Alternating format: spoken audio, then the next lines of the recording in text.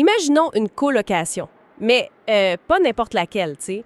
Une colocation où des individus qui ont des modes de vie diamétralement opposés sont comme forcés de vivre sous le même toit. Oh, le genre de situation qui finit toujours bien. Ben exactement.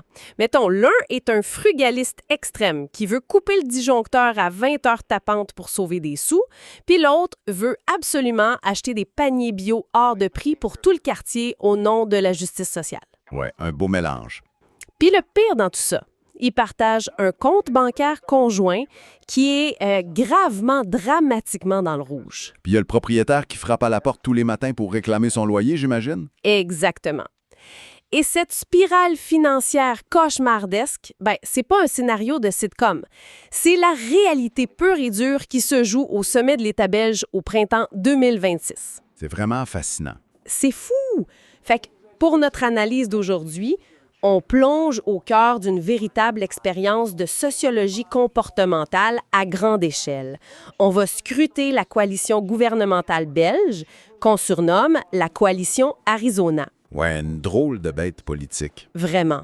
Puis on a devant nous une pile de sources assez incroyables. Il y a des rapports d'analyse politique, des évaluations de l'INAMI sur la santé publique, des avis du Conseil d'État, puis des déclarations publiques enflammées des acteurs politiques de la période 2025-2026. C'est de la matière très riche, ça. Absolument. Fait que notre mission, c'est de décortiquer comment une alliance politique inédite, faite de gens qui se méfient profondément les uns des autres, tente de gouverner un pays qui est un peu au bord du gouffre financier. Parce que, dans le fond, on regarde pas juste de simples lignes budgétaires ici. On observe vraiment la psychologie humaine sous une pression qui est écrasante. Ouais. Tu sais, on parle d'un gouvernement qui a mis 239 jours à se former.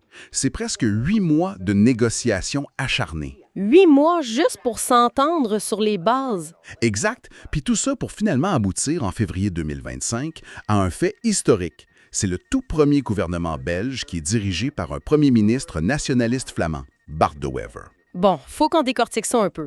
Parce que 239 jours pour signer un bail de colocation, ça en dit super long sur l'ambiance. Ah, l'ambiance était glaciale. Surtout quand on regarde qui est assis autour de la table. Tu sais, on a un déficit public qui dépasse les 5 % du PIB. L'Europe menace avec des sanctions, fait qu'il faut couper dans les dépenses. Il n'y a pas le choix. Puis pour faire ça, la fameuse coalition Arizona rassemble des adversaires naturels. Mettons, d'un côté, on a un bloc de droite libérale avec des partis flamands et francophones qui veulent vraiment réduire la taille de l'État. Ouais, la NVA puis le MR. C'est ça. Puis de l'autre bord, ben, il y a des partis sociaux-démocrates et centristes, dont les socialistes flamands, le Parti Vooruit, qui veulent à tout prix protéger le filet social. Comment, en fait, tu fais pour écrire un programme commun avec des visions qui sont aussi incompatibles? Ben, la réponse courte, c'est que tu n'en écris pas de programme commun. Attends, quoi? Non, ils font ce que les sources en sociologie politique appellent des compromis asymétriques. Des compromis asymétriques? Ouais. Dans une négociation normale, si on n'est pas d'accord, on coupe la poire en deux, tu sais, on trouve un juste milieu. Ouais, un compromis classique, là. Exact. Mais dans cette coalition, il n'y a pas de juste milieu. C'est carrément une logique d'échange d'otages. Un échange d'otages? Ben, c'est un peu intense comme terme. Ça veut dire que personne ne fait vraiment de compromis sur ses propres valeurs. C'est exactement l'idée. Chaque parti exige d'obtenir un trophée pur et dur, genre une mesure radicale qui va pouvoir ramener à sa base militante comme une grande victoire. Ah, OK. Mais pour obtenir ce trophée-là, il doit accepter qu'un autre parti obtienne le sien. Puis ça implique super souvent d'avaler une pilule qui est politiquement toxique. OK. Les notes sur la fiscalité puis le chômage illustrent ça à la perfection. Prenons les socialistes flamands, le parti Vooruit. L'aile gauche du gouvernement. C'est ça. Pour eux, c'était hors de question de cautionner des coûts budgétaires sans taxer les plus riches. Fait qu'ils ont exigé et ils ont obtenu une taxe de 10 % sur les plus-values boursières au-delà de 10 000 €. C'était leur ligne rouge. Puis en face, on a les libéraux francophones, le MR, mené par Georges-Louis Boucher. Leur ADN politique, c'est d'être farouchement contre toute nouvelle taxe. Ouais, c'est dogmatique chez eux. Ben oui. Mais il a dû l'avaler, cette taxe-là. Par contre, le prix qu'il a exigé en retour, c'est juste colossal. Puis c'est en plein là qu'on voit la symétrie. Pour compenser cette fameuse taxe, les libéraux ont exigé une limitation stricte des allocations de chômage dans le temps. Ouf! Ils l'ont fixé à 2 ans, avec juste une petite exception pour les travailleurs de 55 ans puis plus. Mais c'est majeur comme changement, là. Traditionnellement, le chômage là-bas, c'était pas limité dans le temps. Mais attends, comment ces politiciens-là font pour vendre ça à leurs électeurs? Je veux dire, le dirigeant libéral doit regarder les entrepreneurs dans les yeux puis dire « Ouais, je vous ai taxé ». Exact. Puis le dirigeant socialiste doit regarder les syndicats puis dire « Ben oui, j'ai sabré le chômage ». Ça doit créer une communication qui est complètement dysfonctionnelle. Ça tue dans l'œuf toute notion de solidarité gouvernementale. C'est fascinant à observer. Au lieu de dire, regardez, on a pris une décision difficile, mais équilibrée en équipe pour le bien du pays, bien, chaque ministre passe son temps à justifier tout seul de son bord. Fait qu'ils font juste se dévendre. Totalement. La communication devient strictement défensive. Les libéraux passent toute la fin de semaine à essayer de rassurer les milieux d'affaires, puis les socialistes, eux, passent leur temps à s'excuser auprès de la gauche. C'est fou. Dans le fond, psychologiquement, ils ne gouvernent pas ensemble. Ils font juste gérer les dommages collatéraux de leur cohabitation. Ce qui nous amène directement à la façon dont ce climat toxique se traduit dans la vraie vie. On le voit super clairement dans les réformes du marché du travail, hein? Ah oui, le fameux programme de compétitivité. C'est ça l'objectif officiel de la coalition, un choc de compétitivité pour relancer l'économie. Mais quand on fouille dans les mécanismes, dans nos sources, on voit des affaires assez étonnantes. Ouais, l'exemple le plus frappant de cette série de réformes, c'est sans doute la réintroduction de la période d'essai d'ici la fin de l'année 2025. La période d'essai. Concrètement, ça donne le droit à un employeur de licencier un nouvel employé avec un préavis d'une seule semaine, puis ça pendant les 6 premiers mois du contrat. Attends, je lisais justement ces passages-là dans les rapports, puis il y a de quoi qui cloche. Si ma mémoire est bonne, la Belgique avait aboli cette période-là en 2014, non? Oui, il y a plus de 10 ans. Puis c'était justement pour harmoniser les statuts ouvriers puis employés pour protéger les travailleurs. Fait que pourquoi ramener ça aujourd'hui? Ça ressemble à un recul législatif majeur. N'est-ce pas exactement le genre de précarisation que les partis centristes de la coalition voulaient éviter? C'est vrai que ça a l'air de ça, mais il faut regarder le mécanisme derrière la mesure pour comprendre la logique libérale. Pour la droite, c'est pas de la précarisation du tout, c'est de la diminution du risque à l'embauche. Diminution du risque. Ouais. Leur théorie, c'est qu'un patron de petite entreprise va hésiter à engager quelqu'un s'il sait que ça va lui coûter une fortune de s'en séparer s'il y a une erreur de casting. Fait qu'en réduisant ce risque-là pendant 6 mois, ils espèrent stimuler massivement les nouvelles embauches. OK, je comprends la logique comptable, mais pour un travailleur, savoir qu'il peut perdre sa job avec 7 jours de préavis pendant un semestre entier, c'est quand même terrifiant. C'est très stressant, oui. Puis surtout qu'ils ont ajouté d'autres mesures de ce genre-là. Je vois ici le plafonnement des indemnités de licenciement à 52 semaines, puis l'abolition progressive des prépensions. C'est carrément un rouleau compresseur libéral. Puis c'est précisément ce qui rend la cohabitation si explosive. Pour faire accepter ce rouleau compresseur-là, ils ont dû saupoudrer des mesures compensatoires de l'autre côté. Comme quoi, mettons? Bien, pendant qu'ils offrent des cadeaux fiscaux énormes pour attirer des profils internationaux, on parle d'une exonération d'impôts qui passe à 35 % puis qui réduisent les délais de contrôle fiscal de 10 à 7 ans en cas de fraude. Wow, OK. Bien, ils lâchent aussi du lest pour la gauche avec l'augmentation du plafond pour le travail étudiant. Ils l'ont monté à 650 heures par an ou 12 000 €. Fait que, si on résume, on crée une flexibilité extrême pour les entreprises, puis on essaye de calmer la gauche en permettant aux jeunes de travailler plus d'heures. C'est une rustine, c'est pas une vision de société. C'est la limite absolue du compromis asymétrique. Il n'y a aucune vision commune. C'est juste une addition de politiques qui se contredisent. Puis quand on empile des contradictions de même au lieu de résoudre les vrais problèmes, bien ça finit toujours par craquer quelque part. Puis c'est ici que ça devient super intéressant. Parce que ce point de rupture-là, il y a un nom et un visage. Au printemps 2026, c'est la crise des maladies de longue durée. Un dossier très sensible. Oh oui. La tension entre la droite qui veut activer l'économie puis forcer tout le monde à travailler, puis la gauche qui veut protéger les plus faibles, ça a complètement explosé. Sur le dos des malades en plus. Oui. Et le déclencheur de tout ça, curieusement, c'est un simple rapport administratif de l'INAMI, l'Institut qui gère l'assurance maladie en Belgique. Mais c'était un rapport avec des conclusions explosives. L'INAMI a évalué un échantillon de personnes en incapacité de travail définitive. Puis ça a donné quoi? Les résultats ont montré que dans seulement 16 % des dossiers évalués, l'inaptitude totale était vraiment médicalement justifiée. Juste 16 %? Puis pour 67 % des dossiers, les médecins ont estimé qu'un retour au travail partiel ou adapté, c'était envisageable. C'était un chiffre massif. Puis évidemment, la droite a sauté là-dessus comme si c'était une arme de destruction massive. Ouais. On a lu les déclarations. Georges-Louis Boucher du MR puis Axel Roncet de la NVA ont publiquement dénoncé ça comme une mascarade. Ils n'y ont pas été de main morte. Non. Puis ils n'ont pas juste attaqué le système en général, ils ont ciblé des institutions très spécifiques. Ouais. Les mutualités. Faut savoir qu'en Belgique, le système est particulier. L'assurance maladie, c'est géré par des mutualités qui ont souvent des affiliations politiques. Ah, je vois. Puis la droite a visé directement la mutualité socialiste, Solidaris. Pourquoi? Parce que leurs propres statistiques montraient que Solidaris avait un taux de malades de longue durée d'environ 15 contre à peine 7 ailleurs. Le double temps. Ouais.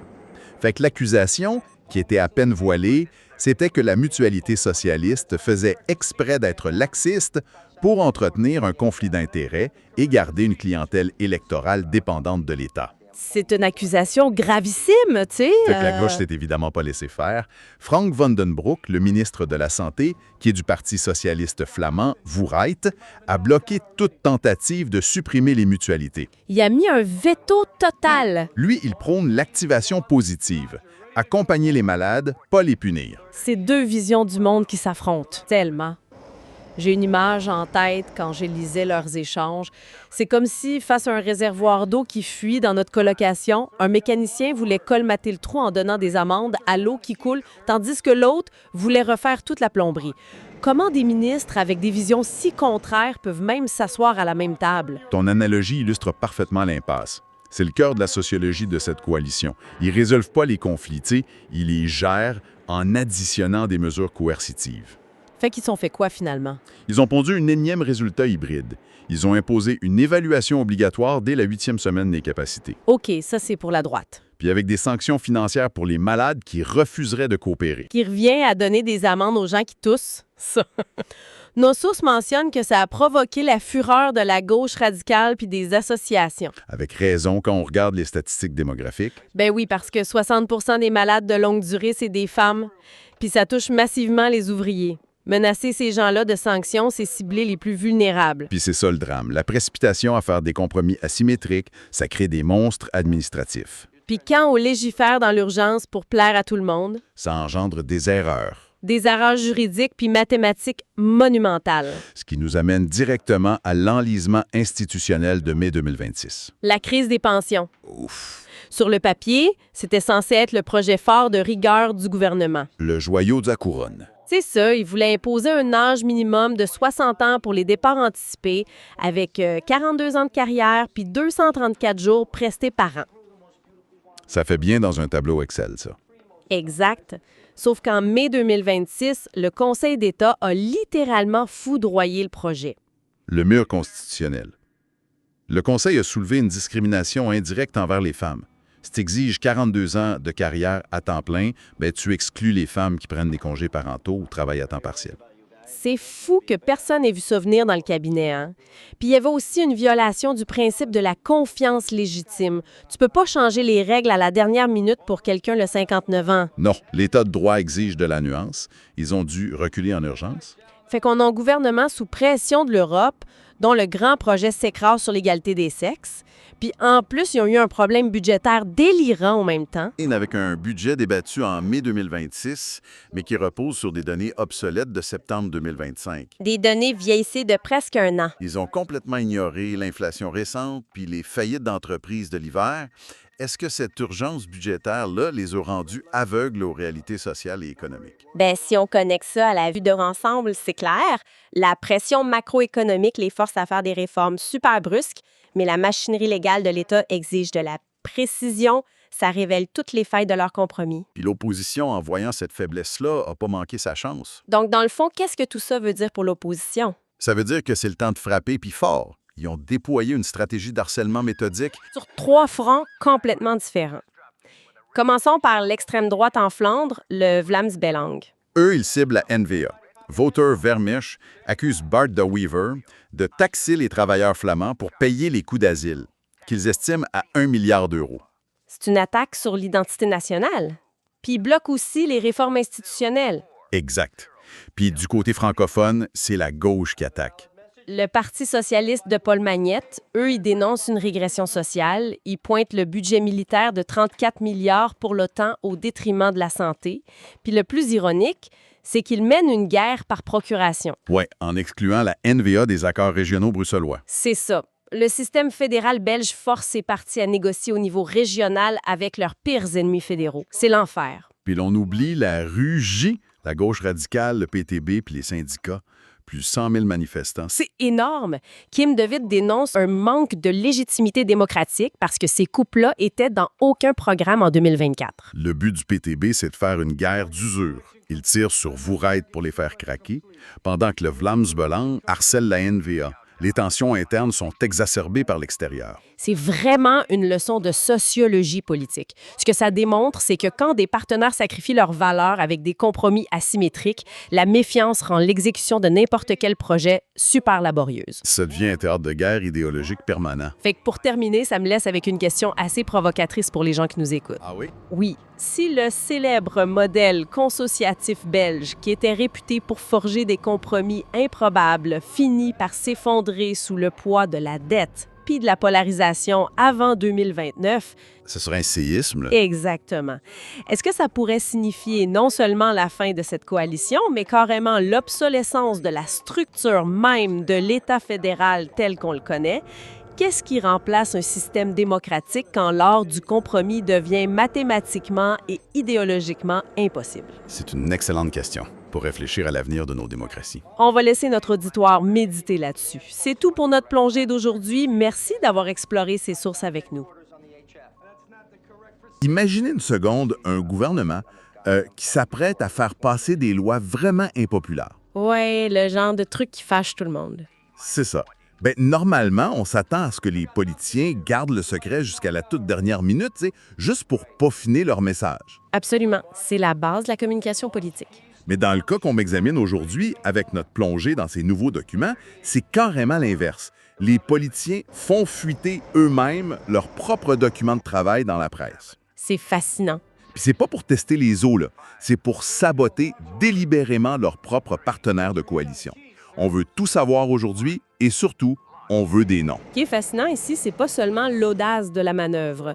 C'est de réaliser que l'instabilité de cette coalition gouvernementale belge, la coalition Arizona, qui a été formée en février 2025, ben c'est pas un accident de parcours. Non. C'est littéralement son mode de fonctionnement structurel. Et ça, pour ceux qui nous écoutent et qui s'intéressent aux tactiques partisanes, c'est un cas d'école. Fait, juste pour situer, on parle d'un assemblage assez hétéroclite. Il y a les libéraux francophones du MR, les socialistes flamands de Fourait, les centristes du CDNV et des engagés. Puis à la tête de tout ça, pour la toute première fois de l'histoire du pays, on a un nationaliste flamand, Bart de Wever, du parti NVA. Exact. Et notre but aujourd'hui, c'est de regarder ça de manière strictement impartiale. On ne prend pas parti pour la gauche, la droite ou les nationalistes. On se base sur les faits. Oui, parce que les faits sont assez intenses. Totalement. L'enjeu transcende vraiment les partis. On parle d'un déficit public qui risque d'atteindre, tenez-vous bien, 43 milliards d'euros. Ah, c'est fou. 43 milliards. Ouais, et les luttes intestines qu'on va décortiquer sont directement responsables de cette paralysie-là. Bon, décortiquons tout ça. Si on veut comprendre pourquoi ils se détestent autant en privé, il faut d'abord regarder comment ils se trahissent en public. Ça commence avec la stratégie des fuites. La fameuse fin du secret politique. Historiquement, en Belgique, il y avait ce qu'on appelait le colloque singulier. Le secret des négociations, c'était sacré. Parce qu'ils doivent constamment faire des compromis, j'imagine. Exactement. Dans un pays hyper divisé, discuter à huis clos sans la pression des médias, c'est la seule façon d'avancer. Mais la coalition Arizona a complètement dynamité ce principe. Les fuites sont devenues des armes, genre. Des armes de destruction massive du compromis, oui. C'est très chirurgical, mettons. Prenons la supernote socio-économique de Bart de Wever dans l'été 2024. Le document a atterri direct dans les médias. Oui, et cette note-là, elle proposait de transformer le certificat de maladie classique en un certificat d'aptitude. Attends, ça veut dire quoi en pratique? Bien, au lieu de dire qu'un employé est trop malade pour travailler, le médecin devait cocher ce que le patient est encore capable de faire. Oh, wow. OK. Puis ça allait encore plus loin. La fuite a révélé un projet de surveillance systématique des médecins. Vraiment? Oui, le gouvernement voulait croiser les données médicales avec celles des secrétariats sociaux pour rendre les médecins financièrement responsables s'ils prescrivaient des arrêts jugés trop longs. C'est le but de la manœuvre. Mais là où c'est devenu une arme agressive, c'est sur l'immigration. En août 2024, les tableaux budgétaires ont fuité de façon très, très calculée. Tout à fait. Officiellement, tu avais Theo Franken, une figure de l'aile dure de la NVA, qui gérait la question de l'asile en silence. OK? Mais soudainement, les tableaux de Bart de Wever fuitent. Et là, on découvre qu'il prévoit 1,58 milliard d'euros d'économies sur l'intégration et l'asile. C'est pas de la petite monnaie, là. Pas en tout. Une des mesures phares, c'était d'imposer 5 ans d'attente aux nouveaux arrivants avant de toucher des prestations sociales. Juste ça, c'était 662 millions d'économies. Les acteurs clés là-dedans, c'est Bart de Wever, Theo Franken, puis Nicole Demore, la secrétaire d'État du CDNV. Exact. Fait que le but, c'était de rassurer l'électorat flamand qui est tenté par l'extrême droite du Vlaams-Belang. Genre, regardez, on serre la vis. C'est un message très clair pour la base. Mais l'autre objectif, c'était de coincer Wouret, le seul parti de gauche de la coalition, dirigé par Conor Rousseau. C'est un peu comme jouer au poker, mais en publiant les cartes de tes adversaires sur les réseaux sociaux. C'est une super bonne analogie. Mais pourquoi s'auto-saboter de même? N'est-ce pas suicidaire pour la confiance à l'interne? Ben, c'est délibéré. La droite s'attribue le beau rôle de la rigueur et Wouret est coincé. S'ils s'opposent, ils bloquent le budget. S'ils acceptent, ils trahissent leurs électeurs. OK, je vois le piège. Mais quand on détruit la confiance à ce point-là, j'imagine que les réunions à huis clos deviennent des règlements de compte assez violents. Ah, l'ambiance était toxique carrément. Faut dire que la télé-réalité politique avait préparé le terrain. T'avais cette émission flamande, Et Conclave, au printemps 2024. Ah ouais, j'ai vu passer ça dans les sources. Ça a banalisé les attaques personnelles, surtout entre des gars comme De Wever et Rousseau. L'attaque à Dominem est devenue le langage courant. Ce qui nous amène aux guerres d'ego. Parce qu'on veut des noms, on le veut dit. Le gros clash, c'est Georges-Louis Boucher contre Vincent Van Peteghem. Ouais, ça, c'était sur la fiscalité. Boucher, c'est le président très, disons, imprévisible du Parti libéral-MR.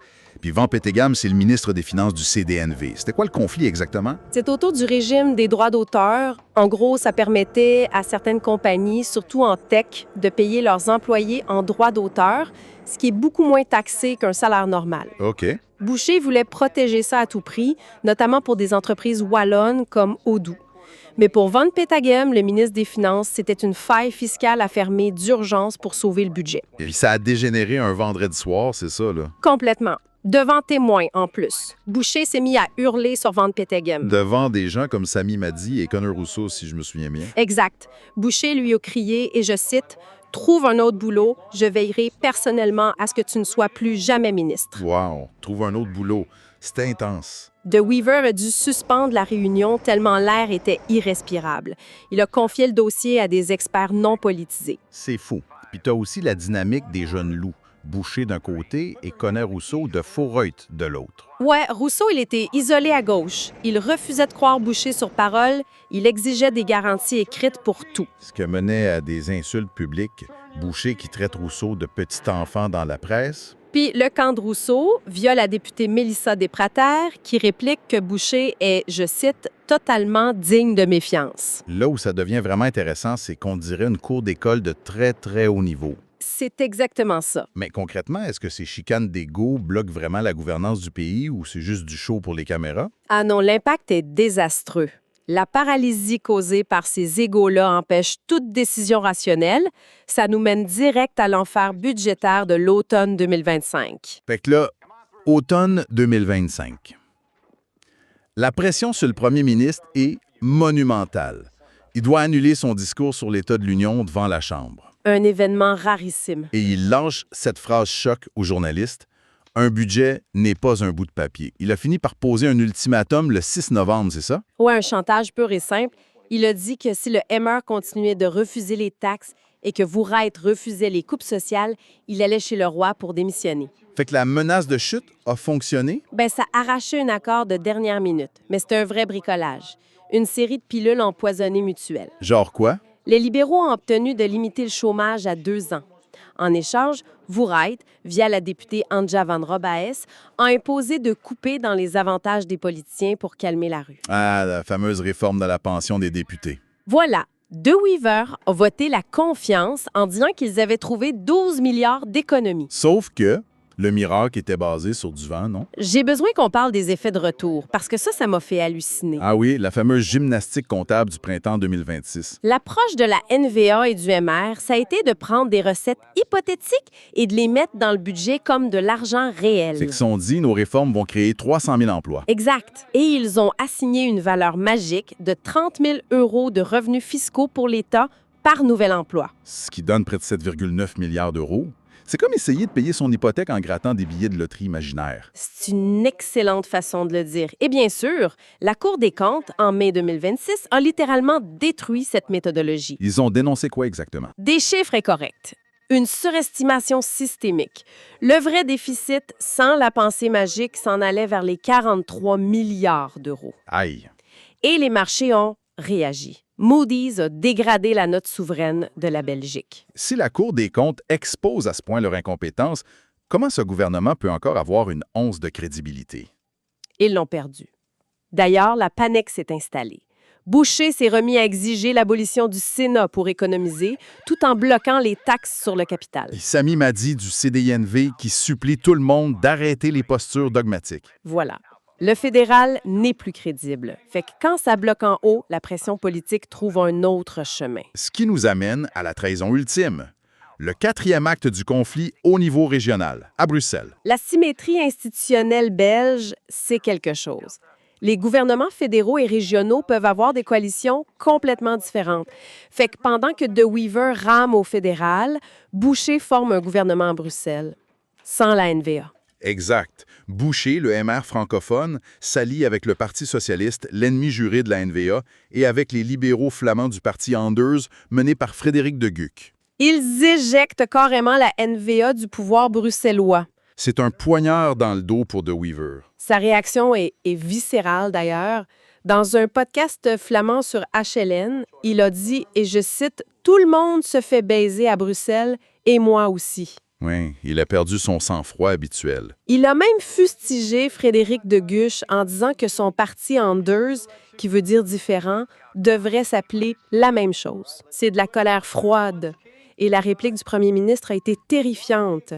La vengeance par le portefeuille. Il a menacé de couper les fonds fédéraux, c'est ça. Le programme Belleris, Oui, il a menacé de laisser Bruxelles suffoquer financièrement, arguant qu'il ne couvrirait pas les déficits de ses, je cite, maladroits bruxellois devant l'Europe. mais là, on a une guerre ouverte entre le fédéral et une région, menée par les mêmes acteurs qui sont supposés gouverner ensemble.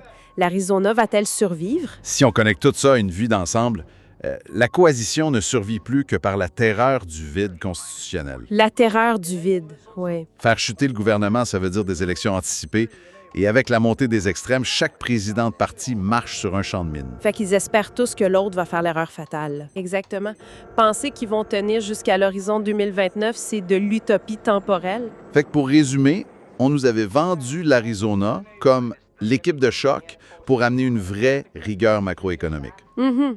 Mais à la place, on a des rancœurs personnelles, des fuites médiatiques constantes, un amateurisme budgétaire pointé du doigt par la Cour des comptes et des trahisons interrégionales. C'est pas un beau portrait, tu sais. Alors, qu'est-ce que tout ça veut dire? Je vous laisse sur une réflexion plus large, basée sur un détail de l'accord qu'on n'a pas encore mentionné. L'accord de gouvernement prévoyait de geler le financement, la dotation des partis politiques. OK, ça, on a vendu ça comme un effort de solidarité, non? Genre, nous aussi, on se serre la ceinture. Officiellement, oui. Mais en réalité, la NVA de Baarde-Wever est le parti le plus riche de l'histoire du pays. Ils ont des millions en banque. Ah! Ce gel-là ne les affecte pas pantoute. Par contre, ça affame volontairement et très chirurgicalement leurs adversaires politiques plus précaires, surtout la gauche et les écologistes. Fait que c'est une arme cachée. Exactement. La question à se poser à ceux qui nous écoutent, c'est quand un gouvernement utilise les finances de l'État non pas pour gouverner, mais pour anéantir financièrement ses adversaires avant les prochaines élections. Ouais. Est-ce qu'on assiste juste à une crise budgétaire ou au démantèlement pur et simple du système démocratique belge de l'intérieur? Wow! C'est une réflexion qui donne des frissons, mettons. Sur ce, merci tout le monde de nous avoir accompagnés dans cette plongée au cœur du pouvoir et on se retrouve à la prochaine exploration de documents. Bienvenue à The Debate, notre espace de réflexion croisée et d'analyse des perspectives. Vous savez, quand on étudie l'effondrement d'un pont en ingénierie, on a généralement deux grandes écoles de pensée. La première se concentre strictement sur les plans, mettons. On calcule la résistance des matériaux, les tensions structurelles et on conclut que mathématiquement, l'édifice allait céder de toute façon. Ouais, c'est l'approche purement clinique, ça. Mais il y a toujours la seconde école, tu sais. Celle qui s'intéresse vraiment au chantier et à l'élément humain. C'est quand on gratte un peu et qu'on découvre que les ingénieurs en chef se détestaient ouvertement ou que les contremaîtres cachaient les outils.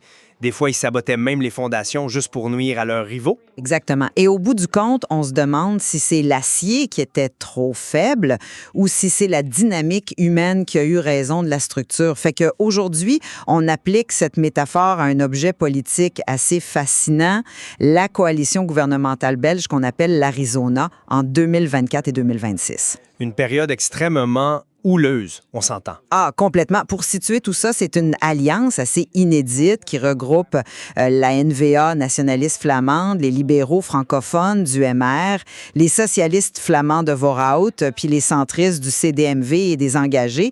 Et la question centrale de notre débat est la suivante. Est-ce que l'instabilité chronique de ce gouvernement est le symptôme d'incompatibilité structurelle et budgétaire insurmontable? Ou bien, et c'est là-dessus qu'on va débattre, est-ce que ces crises sont plutôt causées par une toxicité interpersonnelle, des guerres d'ego et du sabotage politique? Parce que notre discussion s'appuie sur une vraie radioscopie documentée de cet exécutif. Tout à fait. Et moi, de mon côté, je suis persuadée que le chaos est d'ordre structurel. Les mathématiques budgétaires désastreuses de la Belgique et les divisions régionales rendent cette coalition techniquement intenable. C'est mécanique, tu sais. Mais j'aborde la question sous un angle différent. Les données budgétaires sont là, c'est sûr, mais moi, je suis convaincu que ce sont les personnalités impliquées et leur vengeance qui transforment ce défi politique en véritable naufrage institutionnel. Bon, plongeons tout de suite dans le côté budgétaire. Pour moi, l'Arizona, c'est vraiment une fatalité mathématique. Si on regarde l'ampleur du trou, la Belgique est sous une pression énorme de l'Europe. On parle d'un déficit projeté à 43 milliards d'euros d'ici 2023. C'est astronomique, ouais. C'est complètement fou. Et face à cette austérité forcée, l'élection de 2024 a créé une aberration idéologique. On a un premier ministre, Bart de Wever, de la NVA, qui a le Vlaams-Belang dans le cou et qui doit couper les dépenses. De l'autre bord, Conor Rousseau avec Voorhout, qui doit protéger le filet social à tout prix. Et au milieu, Georges-Louis Boucher du MR, qui met un veto total sur les taxes. Fait que structurellement, c'est la seule issue possible. Je comprends bien ton portrait macroéconomique, c'est très clair, mais on doit quand même remettre ça en contexte. La politique belge repose sur le consociationnalisme. C'est un grand mot pour dire qu'ils sont habitués à forcer des opposés à faire des compromis. Le pays a survécu à bien pire, tu sais. Pas sûr que le contexte budgétaire était aussi pire avant, mais continue. Bien, la différence majeure avec l'Arizona, c'est pas les maths, ce sont les acteurs. Moi, je pointe directement Georges-Louis Boucher, Conor Rousseau, Vincent Van Peteghem et De Wever lui-même. C'est leur méthode qui détruit la confiance et ultimement l'État. C'est des mots forts, mais qu'est-ce qui relève du sabotage, selon toi, plutôt que de la simple négociation très agressive? L'utilisation systématique des fuites dans les médias. C'est sans précédent, tu sais. C'est plus juste une petite indiscrétion. C'est une manipulation d'opinion pour piéger ses propres alliés. Mettons, à l'été 2024, les tableaux budgétaires de Bart de Wever et Theo Franken ont fuité. Ah oui, les fameux 1,68 milliards d'économies sur l'asile. Exact. Le but, c'était de rassurer leur aile droite sans aucun respect pour la confidentialité avec Voorhout. Et regarde la fuite de la supernote. On a vu des trucs explosifs atterrir dans les journaux, comme remplacer le certificat de maladie par un certificat d'aptitude. Ouais, est-ce qui forçait les médecins à dire ce qu'un malade pouvait encore faire au travail? Voilà, et l'exigence de 35 ans de carrière pour la pension minimale. En fuyant ça, il force la gauche à se justifier devant les syndicats avant même qu'il y ait un accord. C'est du sabotage chirurgical, carrément. Je vois très bien le côté impitoyable de la manœuvre. Mais permettez-moi de ramener ça à la structure. Dans un contexte de pression aussi immense, ces fuites, elles sont pas inévitables. Le huis clos belge a juste explosé sous la pression de la rue, tu sais. Tu penses que c'est juste la pression de la rue? Ben oui! Prends la réforme des pensions de Jean Jambon de la NVA. L'objectif était hyper disruptif. Genre 42 ans de carrière pour la retraite anticipée, couper les bonus de l'ancienne ministre Karine Lallieu. Qu'est-ce qui a fait plier le gouvernement? C'est pas une fuite d'ego dans le soir. C'est vrai qu'il y a eu des manifestations massives. 13 jours d'action nationale, des grèves de la FGTB et de la CSC. Et Woereit a répliqué de l'intérieur avec une vraie manœuvre institutionnelle. La députée Anja van Robijs a dit que la gauche bloquait tout, à moins que les politiciens s'appliquent la même austérité. La fameuse saga du pécule de vacances des députés. Exactement. Axel Ronce de la NVA a dû plier. C'est pas du narcissisme, ça. C'est l'étau social et budgétaire qui forçait comportement. L'instabilité est dans le système. C'est un beau récit institutionnel, je te l'accorde, mais dire que c'est juste la pression structurelle, c'est ignorer le côté complètement irrationnel de ces leaders. Prenons la fiscalité. L'affrontement entre Georges-Louis Boucher et Vincent Van Tetteghem, ça relève de la haine pure et simple. Tu parles du psychodrame sur les droits d'auteur, je suppose? Oui, le ministre des Finances centriste qui veut rationaliser cette niche fiscale hyper avantageuse, Boucher, le libéral, s'y oppose. On est dans le technique en principe, mais en pleine réunion, Boucher perd complètement les pédales, il hurle sur Van Tetteghem devant tout le monde. Trouve un autre boulot, je veillerai personnellement à ce que tu ne sois plus jamais ministre. Ouais, on s'entend que ça manque un peu de classe. C'est le moins qu'on puisse dire. La réunion est annulée, De Wever suspend tout et le dossier est donné à des experts apolitiques. C'est pas la faute de l'Europe si le président d'un parti menace la carrière d'un allié et c'est toxique. Pareil avec Conor Rousseau, que Boucher a traité publiquement de petit enfant. Ce à quoi le camp Woereit a répondu que Boucher était totalement indigne de confiance, via Mélissa de Praet-Terry. Exactement.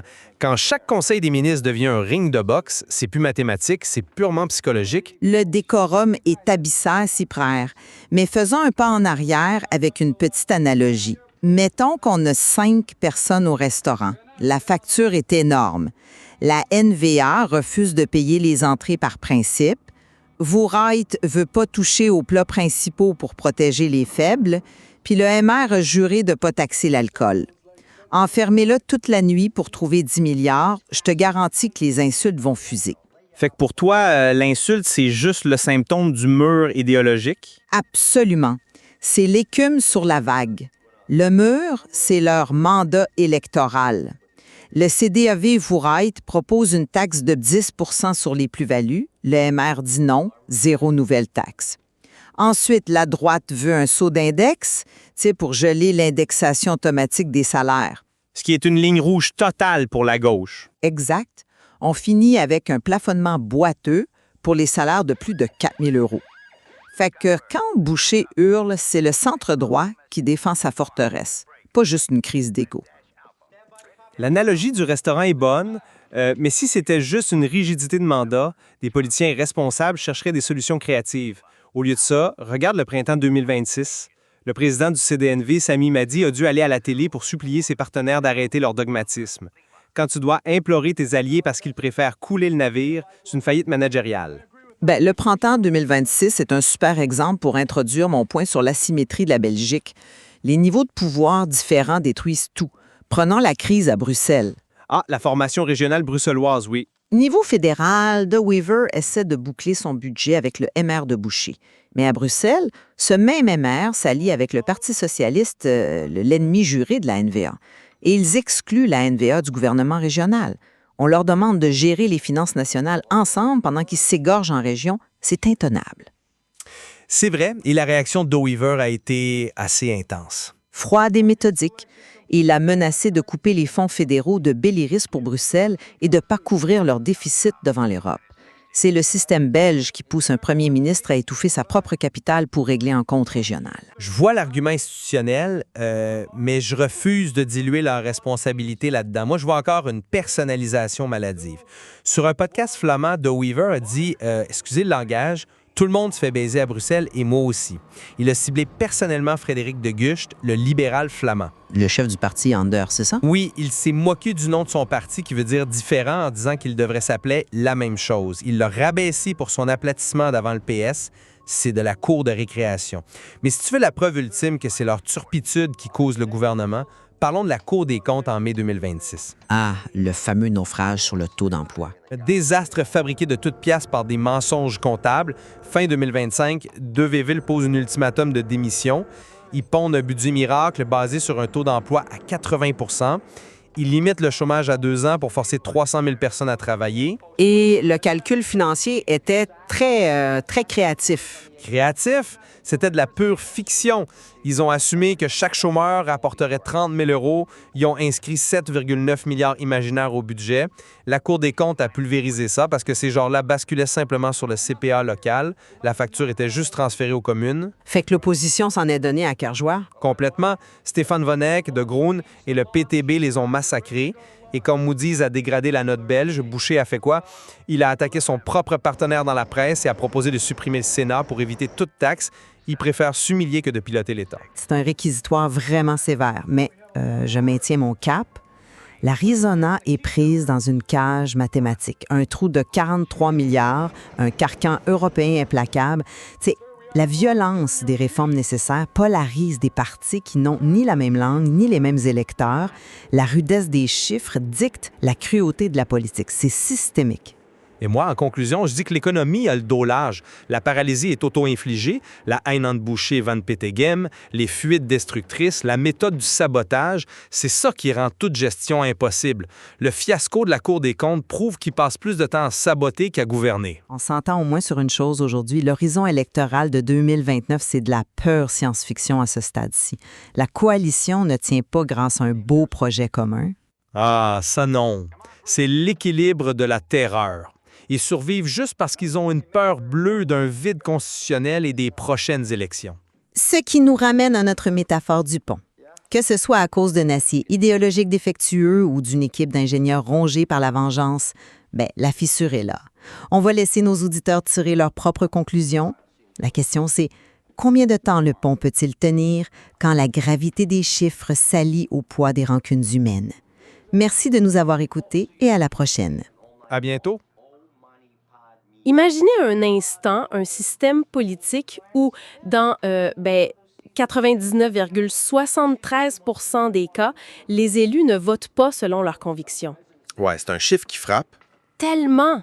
Et ils se votent même pas selon ce que demandent leurs électeurs locaux, en fait. Non, ils votent selon une ligne directrice super stricte qui est imposée par un chef de parti.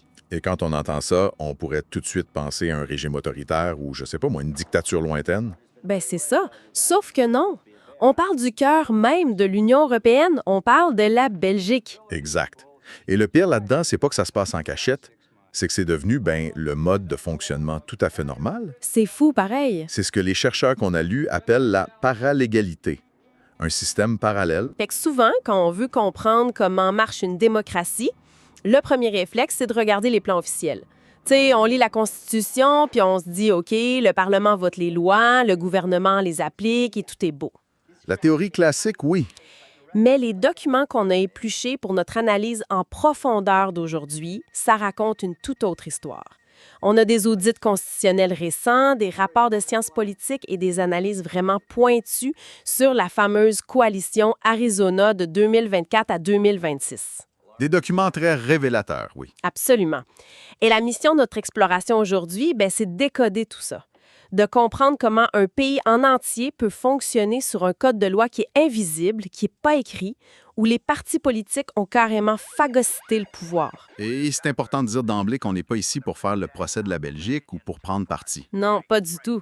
L'objectif, c'est pas de distribuer des bons ou des mauvais points. Ce qui ressort des sources, c'est vraiment une observation clinique d'une architecture institutionnelle qui a muté avec le temps. C'est ça, le mot-clé, je pense. Une mutation. Fait que plongeons là-dedans. Pour bien comprendre ces mécanismes concrets de la parilégalité, il faut commencer par la base. Que dit le plan de l'architecte, mettons? Si on prend la Constitution belge, c'est quoi le rôle officiel d'un élu? La théorie est limpide. L'article 42 de la Constitution, il stipule que les députés représentent la nation entière. OK, la nation entière, pas juste leur coin. Exactement. Pas leur région, pas leurs électeurs locaux et surtout pas leur parti. Ah, ça c'est un point majeur. Oui, c'est le principe fondamental de ce qu'on appelle le mandat libre. Un député est censé être totalement indépendant et personne n'a le droit de lui dicter son vote. OK, attends une minute là. C'est là que les chiffres de nos sources balancent pas du tout. On vient juste de dire qu'il y a un double de discipline de parti de 99,73 % lors des votes stratégiques au Parlement. C'est énorme. Ben oui. À près de 100 on s'entend que c'est plus un hasard ou juste une belle affinité idéologique. C'est de l'obéissance militaire rendue là. C'est vrai que ça ressemble à ça. Fait que comment on fait concrètement pour forcer des élus qui sont soi-disant libres, selon la Constitution, à obéir au doigt et à l'œil comme ça? C'est là qu'entre en jeu le mécanisme des listes électorales. En Belgique, le système utilise la représentation proportionnelle. Mais la clé du contrôle, c'est que les partis ont un monopole absolu sur la création de ces listes-là. C'est eux qui décident qui va où, en gros. Exact. Ce sont les présidents de partis souvent entourés d'un tout petit cercle d'initiés qui décident de l'ordre exact des candidats. Et cet ordre-là, ça change tout pour l'élu, j'imagine? Ah, ça change littéralement une carrière. Si le président du parti décide de te placer en tête de liste, ce qu'ils appellent une place de combat, t'es mathématiquement presque assuré d'être élu. OK, donc c'est le gros lot. Voilà. Par contre, s'il te relègue en queue de liste ou à une place de suppléance, tes chances de siéger tombent à zéro. C'est radical. Fait que la loi prévoit aucun lien de subordination officielle entre le député et son parti, mais le lien dépendance professionnelle, lui, il est total. Absolument total. Le salaire, la carrière, tout dépend du président du parti. Donc, mettons que je suis une députée belge et mon parti veut faire passer une grosse loi impopulaire sur la fiscalité. Moi, en mon âme et conscience, comme on dit, je trouve ça terrible pour le pays.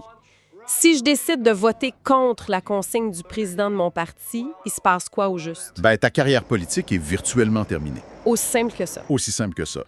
Au prochain scrutin, le président ne te mettra plus sur une place éligible. Tu vas être éjecté. Et parce que tout le système médiatique et financier en Belgique est structuré autour de ces grandes machines partisanes, essayer de se faire élire comme candidat indépendant, ça relève de l'exploit impossible.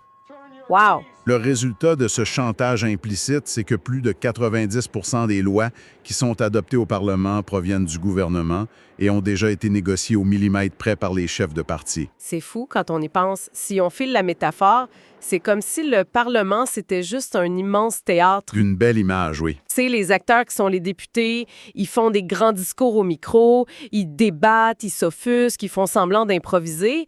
Mais dans les faits, le scénario a été écrit de A à Z dans une loge fermée. C'est tout à fait ça. Et les producteurs du spectacle, une seule virgule au texte. Et ce qui m'amène à une grosse question.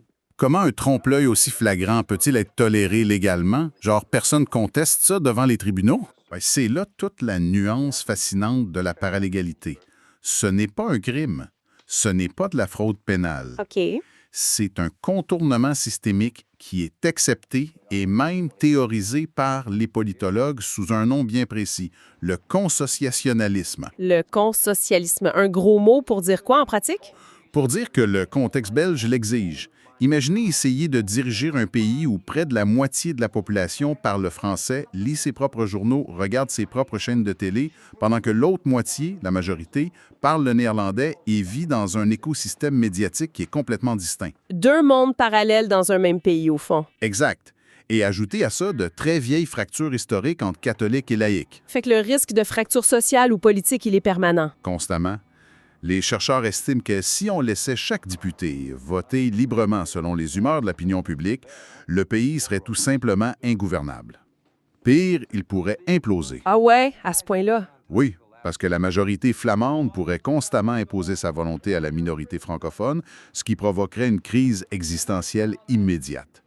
Donc, pour éviter ce qu'on pourrait appeler une guerre civile politique, on force les élites des différents camps à s'enfermer dans une pièce et à négocier des compromis. Je vois. On accepte que la Constitution soit juste une façade parce qu'on considère que ce monopole des partis, c'est le prix pragmatique à payer pour la survie de l'État. C'est exactement le raisonnement derrière le système. OK, donc si le Parlement, c'est juste une chambre d'enregistrement pour ces compromis-là, elle est où, cette fameuse pièce fermée? Où est-ce qu'il se trouve le vrai cœur du pouvoir décisionnel en Belgique? C'est là qu'on entre dans ce qu'on appelle le cairn. Le cairn. C'est ici que ça devient vraiment intéressant dans les sources. Le cairn cabinet ou le comité ministériel restreint. C'est l'institution informelle la plus puissante de tout le pays. Et c'est composé de qui concrètement? Mécaniquement, c'est une réunion qui ressemble le premier ministre et les vice-premiers ministres. Et la subtilité, c'est que chaque vice-premier ministre représente un parti de la coalition au pouvoir. OK, un représentant par parti. Voilà. Mais ce qui est crucial de comprendre, c'est que ces gens-là ne sont pas là pour agir en tant que ministres indépendants qui gèrent leur portefeuille. Ils agissent comme les courroies de transmission directe de leur président de parti. Mais comment c'est encadré par la loi, ce fameux cairn? Ça doit être super réglementé, non? C'est ça la beauté ou le danger de la chose. Ça ne l'est pas pantoute. Voyons donc, pas pantoute. Le cairn n'a aucune véritable existence constitutionnelle. C'est une boîte noire absolue. Il n'y a pas de procès-verbaux officiels qui sont rendus publics, pas d'archives ouvertes qui permettraient aux citoyens de voir qui a dit quoi. Mais pourquoi garder ça dans une telle opacité? C'est quand même majeur ce qui s'y décide. Parce que pour faire les concessions impopulaires sans se faire détruire par sa propre base électorale, un politicien a besoin de secret. Le huis clos permet de marchander, de faire des concessions sans perdre la face publiquement.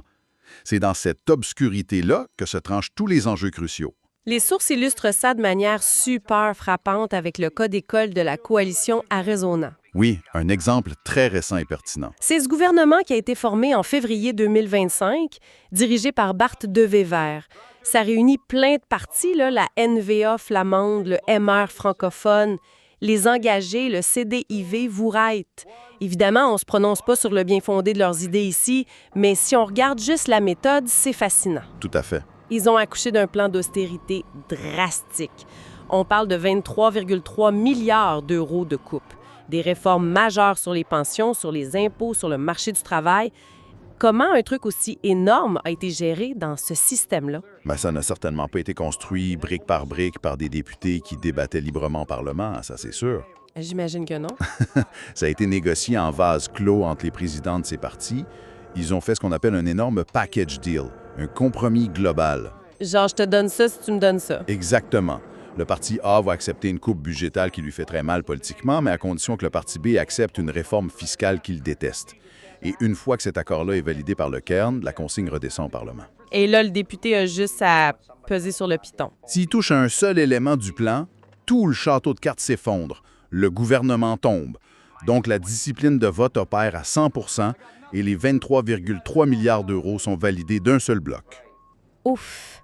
Et dans toute cette mécanique de pouvoir-là, on voit aussi émerger un phénomène que les observateurs belges appellent de façon assez colorée le phénomène des belles-mères. Ah oui, la particratie consulaire. C'est quand les présidents de partis puissants refusent carrément de devenir ministres. Des figures comme Bart De Wever par le passé ou le francophone Georges-Louis Boucher incarnent très bien cette stratégie. En restant délibérément en dehors du gouvernement officiel, le président de parti conserve une totale liberté de parole. Il n'a pas besoin d'être solidaire des décisions. Exact. Il n'est pas tenu au devoir de réserve.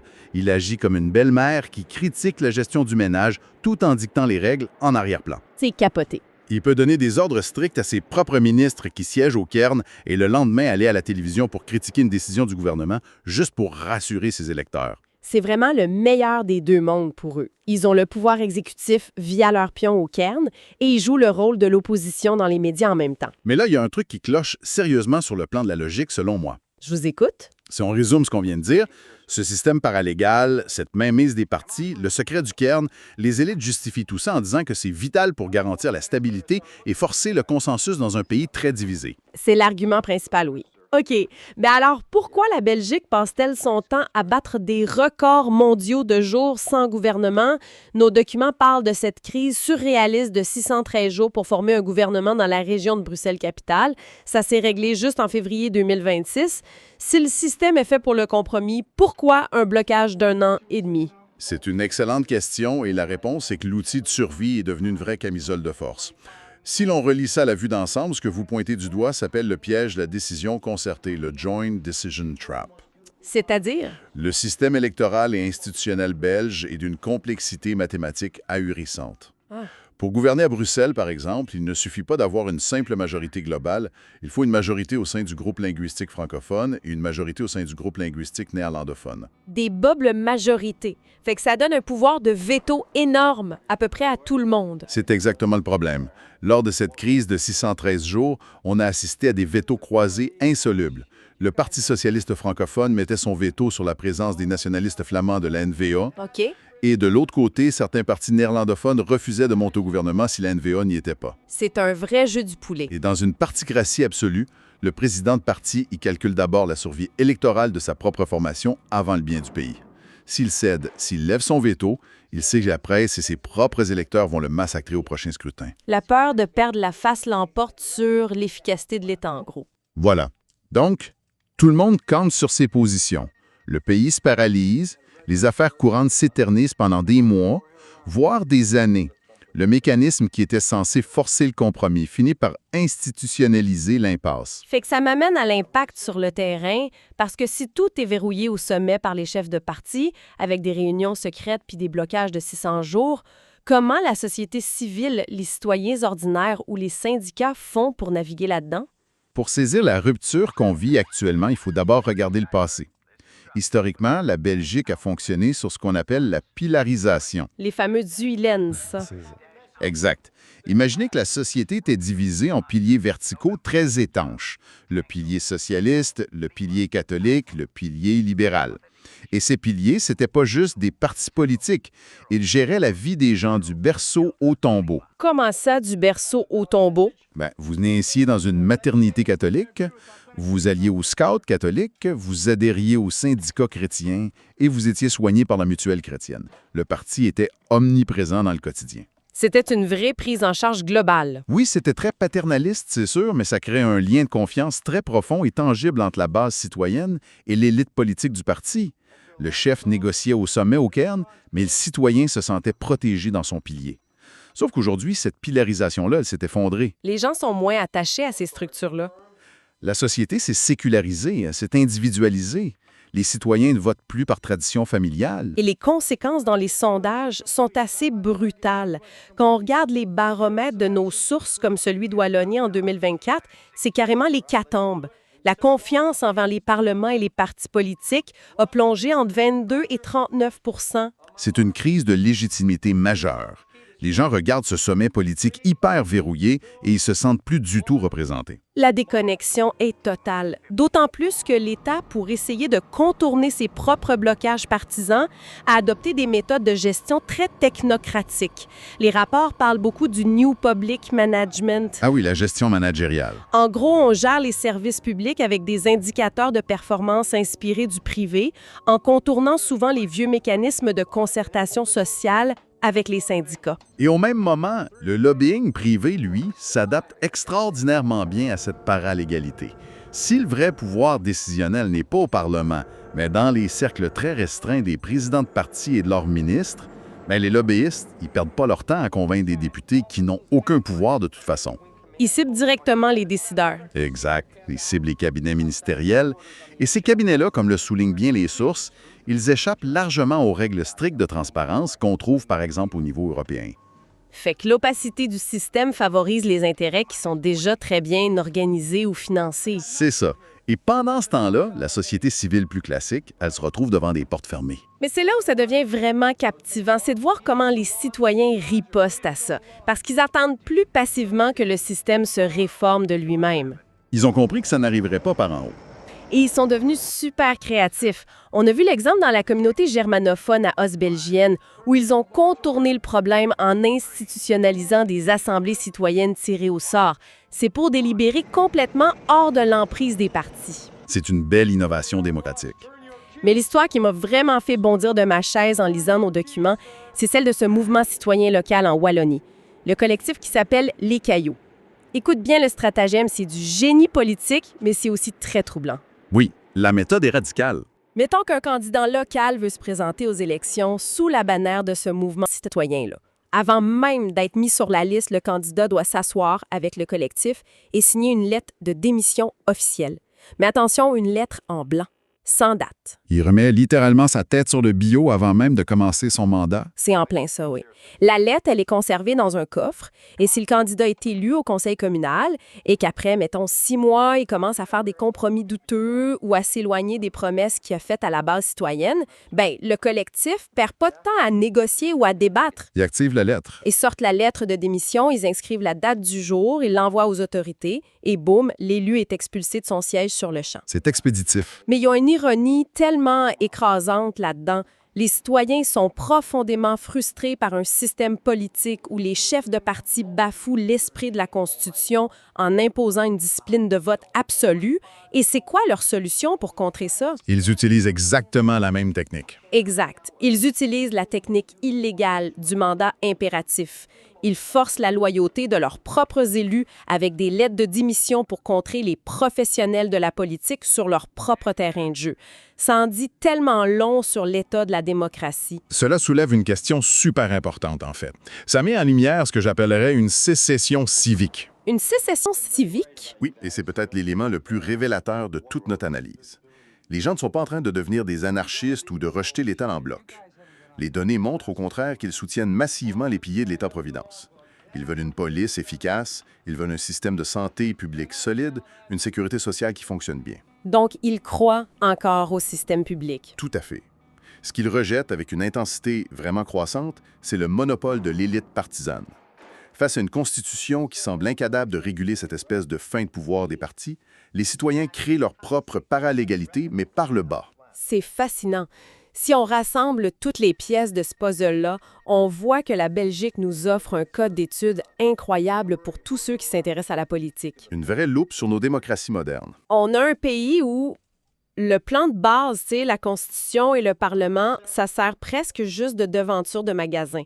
Et dans l'arrière-boutique, on a un système paralégal dominé par des présidents de partis tout-puissants. Qui tirent toutes les ficelles. Ils contrôlent les carrières via les listes électorales, ils forcent une discipline de vote quasi militaire et ils négocient les vrais enjeux dans le secret du Kern, le tout au nom d'une stabilité qui finit souvent par produire des paralysies records de 600 jours et une fracture de confiance énorme avec la population. Et pour les gens qui écoutent, la leçon en Thierry n'est pas strictement belge. Peu importe où l'on se trouve dans le monde, cette mécanique-là nous prouve qu'il faut toujours gratter le vernis des lois officielles. Ne pas s'arrêter au texte. Qui vote la loi? Il faut se demander qui a le pouvoir informel de nommer les candidats, qui contrôle le financement et qui dicte l'agenda avant même que la loi n'arrive au Parlement. C'est la vraie question et ça me fait allumer sur un dernier point super important et je vais laisser ça en suspens pour clore notre analyse. Allez-y. Si la survie d'un État moderne et ultra complexe exige de contourner systématiquement ses propres règles démocratiques par des accords secrets en coulisses, est-ce que ça ne veut pas dire au fond que notre modèle classique de démocratie parlementaire, qui a été inventé avec les idéaux du 19e siècle, est devenu fondamentalement obsolète pour gérer les sociétés super fragmentées d'aujourd'hui? On va laisser ça mijoter. Imaginez un pays où le gouvernement n'arrive même plus à se parler sans s'insulter copieusement. Ouais, un scénario un peu catastrophique, là. Vraiment? Un endroit où, des documents d'État ultra secrets atterrissent dans la presse tous les matins? Comme par magie, ouais. Exactement, juste pour saboter des alliés politiques. Et pour couronner le tout, ce même État risque de manquer de 43 milliards d'euros pour payer ses factures. C'est des chiffres qui donnent le vertige, là. C'est clair. Fait qu'on pourrait facilement croire au scénario d'une série télé un peu exagérée, genre une histoire où les scénaristes ont eu la main vraiment lourde sur de drames. Mais ce qu'on a devant nous aujourd'hui pour notre plongée documentaire, c'est la stricte réalité politique de la Belgique. Et on est en plein mois de mai 2026. Voilà. Et tu sais, c'est une réalité qui est documentée de manière accablante par nos sources d'aujourd'hui. Ouais, on a une sacrée pile de documents. Absolument, ça va des rapports institutionnels aux mémos qui ont fuité dans les médias, en passant par des analyses sociologiques vraiment pointues. Puis ce que ça nous dit tout ça? Ça brosse le portrait d'un dysfonctionnement systémique. On parle ici de la coalition gouvernementale qu'on appelle Arizona. Arizona, OK. C'est ça. C'est un assemblage un peu complexe de partis flamands et francophones, de droite puis de gauche. Et cette coalition-là tente de diriger le pays depuis un peu plus d'1 an, depuis février 2025. Et la mission pour notre exploration d'aujourd'hui, pour les gens qui nous écoutent, elle est claire. On veut comprendre comment la machine s'est grippée à ce point-là. Exactement. On veut tout savoir. On veut comprendre les mécanismes cachés, puis surtout, on veut des noms. Oh oui, les documents n'hésitent pas à nommer les acteurs impliqués. Parce que derrière ces politiques d'austérité drastiques de la droite nationaliste, ou bien les vives contestations sociales de la gauche, ben, il y a des individus. Il y a des égos surtout. Tellement. Mais bon, décortiquons tout ça. Avant d'entrer dans les chicanes de clocher, il faut s'attaquer à la structure même du pouvoir. Ouais, c'est la base. C'est quand même fou de lire dans ces analyses que le vrai pouvoir, en Belgique, il se trouve même pas au Parlement. Non, et ce qui est fascinant ici, c'est ce que les analystes appellent la fameuse particratie belge. La particratie. Ouais. Les politologues dans nos sources expliquent très bien que le pouvoir exécutif et législatif a été, dans les faits, capté par une petite poignée d'individus. Des individus qui siègent même pas nécessairement au gouvernement, c'est ça le pire. Exactement. Ce sont les présidents de partis. C'est une structure où le Parlement est souvent réduit à une simple chambre d'enregistrement. Attends un peu, c'est quand même gros ce que tu dis là. Tu es en train d'expliquer que le Parlement, avec tous ses députés élus au suffrage universel, c'est juste de la figuration? C'est ce que les documents suggèrent fortement. Ça ressemble plus à une oligarchie qu'à une démocratie représentative normale, mais concrètement, comment ça marche? Si je suis un député élu, pourquoi je me plierais aux caprices de mon président de parti? Bien, le mécanisme de contrôle est d'une redoutable efficacité. Tout se joue au niveau des listes électorales. Ah, OK. T'sais, en Belgique, le citoyen vote pour des listes confectionnées par les partis, puis qui décide de l'ordre des noms sur ces listes-là. Le président du parti. Boum, c'est ça. S'il place un député en tête de liste, bien, son élection est pratiquement garantie. Mais s'il le relègue en bas de la liste? Sa carrière politique est terminée. C'est un moyen de pression absolu. Fait que le député sait que s'il vote contre la ligne dictée par son président, il signe son arrêt de mort professionnel, dans le fond. C'est exactement ça. La loyauté va au chef de parti avant d'aller aux électeurs. C'est fou. Ça explique pourquoi les véritables décisions se prennent ailleurs. Puis c'est ailleurs, les documents l'appellent le KERN, le Conseil des ministres restreint. Ouais, le KERN. Mais même là, les ministres n'ont pas l'air d'avoir le vrai pouvoir, non? C'est l'image qui ressort, ouais. Les sources rapportent que les vice-premiers ministres qui siègent au KERN prennent littéralement leurs instructions par texto auprès de leur président de parti en pleine réunion. Mais voyons donc, en pleine réunion. Ouais, fait qu'on a un casting de l'ombre qui tire les ficelles. Bon, puisqu'on a promis des noms à notre auditoire, regardons ce casting principal de la coalition Arizona, parce que ça vaut le détour. Certainement. En tête de fiche, on a Bart de Wever. C'est le président de la NVA. Le Parti nationaliste flamand. Exact. Puis c'est lui qui occupe le poste de premier ministre en ce moment. Son grand projet, selon les textes, c'est la Supernota, un plan d'austérité budgétaire massif. Ouais, et c'est un premier ministre qui doit composer avec un autre personnage clé, Georges-Louis Boucher. Le président du MR, les libéraux francophones. C'est ça. Puis la stratégie de Boucher, c'est vraiment un cas d'école de cette particratie poussée à l'extrême. Ah ouais. Lui, a fait le choix très conscient de ne pas devenir ministre. Il reste à l'extérieur du gouvernement. Attends. Son parti est au pouvoir. Il est le chef de son parti, mais il refuse de gouverner officiellement. C'est quoi l'avantage stratégique de rester sur le banc de touche? La liberté d'action totale. Ah, OK. Tu sais, s'il était ministre, il serait tenu par ce qu'on appelle la solidarité gouvernementale. Il devrait défendre les compromis difficiles. Ouais, il devrait se salir les mains. Exact. Mais en restant président de parti à l'extérieur, il conserve une capacité de nuisance et de pression maximale. Fait qu'il peut critiquer publiquement les décisions de son propre gouvernement. Exactement, pour plaire à sa base électorale, tout en contrôlant ses ministres par la menace de la liste électorale dont on parlait tantôt. C'est avoir le beurre puis l'argent du beurre, ça? Vraiment. Et pour compléter ce trio de tête, on a Conor Rousseau. Lui, c'est le président de Voorheit, le parti des socialistes flamands.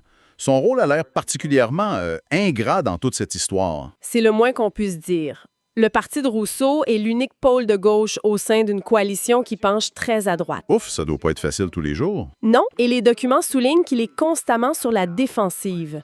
Chaque accord sur le budget ou le marché du travail est scruté à la loupe par les syndicats. Qu'il accule de trahir les idéaux de gauche, j'imagine. C'est en plein ça. Il passe son temps à devoir justifier ses compromis, coincé entre les exigences d'austérité de De Wever puis la pression populaire. Pour mettre ça en perspective, c'est comme assister à une pièce de théâtre extrêmement complexe, mais où les metteurs en scène crient leurs instructions avec des mégaphones depuis les coulisses en plein milieu des dialogues des acteurs. C'est une très bonne analogie, ouais. Sauf que dans cette pièce-là, les metteurs en scène se détestent ouvertement. Et c'est là que les rapports d'analyse deviennent presque surréalistes. Oui, parce qu'on ne parle plus de simples divergences politiques. Non, on parle d'une véritable haine interpersonnelle qui paralyse carrément le fonctionnement de l'État. Le terme exact utilisé par les analystes dans nos sources, c'est une toxicité relationnelle exceptionnelle. Wow, exceptionnel. Oui. Et pour comprendre comment ils en sont arrivés là, les sociologues se penchent sur un phénomène médiatique récent, la banalisation de la télé-réalité politique. Ah oui, c'est mentionné ça. Les sources pointent spécifiquement des émissions flamandes comme Et Conclave. Exact. C'est l'émission où on enferme des politiciens dans un château pour qu'ils débattent devant les caméras façon Big Brother. Hein? C'est ça. Et ça a l'air inoffensif comme concept de télé, mais les analyses montrent que ça a complètement effacé la frontière entre l'argumentaire politique et l'attaque personnelle. À quoi ça change la dynamique de l'État? Ben, dans ce genre d'émission, la prime médiatique va à celui qui lâche la meilleure insulte, celui qui humilie l'autre en direct pour faire un bon clip sur les réseaux sociaux. Ah, la culture du clash? Voilà. Puis le problème, c'est que cette culture du clash permanent, du bon mot blessant, elle s'est transposée directement à la table du vrai gouvernement. C'est plus un spectacle, là. Ce sont les réunions où on décide de l'avenir du pays. Et ça donne des situations carrément invraisemblables. Les documents nous donnent un exemple précis de ces inimitiés qui font dérailler le pays. C'est le clash monumental entre Georges-Louis Boucher puis Vincent Van Petegem. Oui. Et Van Petegem, rappelons-le, est issu du CDNV, les chrétiens démocrates flamands, puis il est le ministre des Finances sortant. C'est quand même la personne censée gérer les cordons de la bourse, tu sais. Exactement. Et la scène, qui est rapportée par de multiples fuites, est édifiante. On est en plein cœur de négociations fiscales cruciales pour la survie du pays. Fait que la tension est à son comble. La tension monte et Georges-Louis Boucher lance une insulte d'une violence inouïe à l'encontre de Van Petegem. Une insulte, genre en pleine réunion d'État? Oui. Les documents évoquent un dérapage verbal majeur impliquant un jurant extrêmement grave. La stupeur est telle autour de la table que Bart de Wever, le premier ministre, est forcé d'intervenir. Et qu'est-ce qu'il fait? Il suspend la séance, purement et simplement. Mais voyons-le, le travail de l'État s'arrête net parce qu'un président de parti vient d'insulter gravement le ministre des Finances. C'est ça. Theo Franken, qui est un poids lourd de la NVA, a même dû faire la tournée des plateaux télé après ça pour admettre que la situation était devenue beaucoup trop chauffée. Chauffée, c'est un euphémisme monumental. Puis le conflit ne s'arrête pas là. Les sources décrivent aussi ce qu'elles appellent la guerre des jeunes loups. La guerre des jeunes loups? Oui, un affrontement frontal entre Georges-Louis Boucher et Conor Rousseau. Boucher a publiquement, dans la presse, traité Rousseau de petit enfant. Traiter le chef du seul parti de gauche de ta coalition de petit enfant, c'est pas exactement la base d'une relation de confiance mature, mettons. Et la réplique a été tout aussi cinglante. Le camp de Rousseau a contre-attaqué par la voix de la députée Mélissa Desprétère. Et qu'est-ce qu'elle a dit? Elle a qualifié Boucher devant les médias de partenaire totalement digne de méfiance. Le mot est lâché, la confiance est morte. Et alors, qu'est-ce que ça veut dire au fond? Si les plus hauts dirigeants de l'État se haïssent publiquement au point d'annuler des sommets décisionnels puis de s'invectiver par médias interposés, comment ils font pour s'entendre sur les dossiers brûlants? Mais c'est justement la conclusion des chercheurs. Ils ne s'entendent plus. Fait que là, le pays doit continuer de tourner, non? Fait que les méthodes de gouvernance ont dû muter.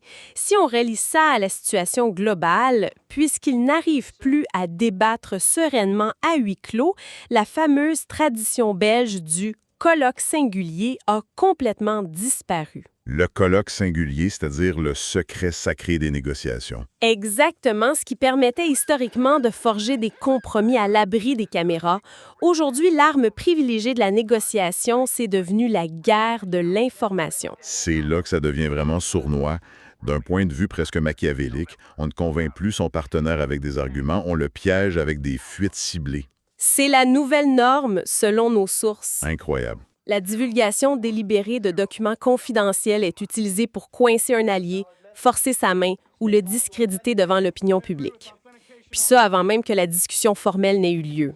Et nos documents regorgent d'exemples très précis. Prenons l'affaire du certificat d'aptitude qui est lié à la fuite de la fameuse supernota budgétaire à l'été 2024. Le plan secret, c'était de réformer la santé au travail. Au lieu de simplement justifier une absence pour maladie, on voulait forcer les médecins à indiquer sur un certificat ce qu'un patient malade peut encore faire comme tâche au travail. Oui.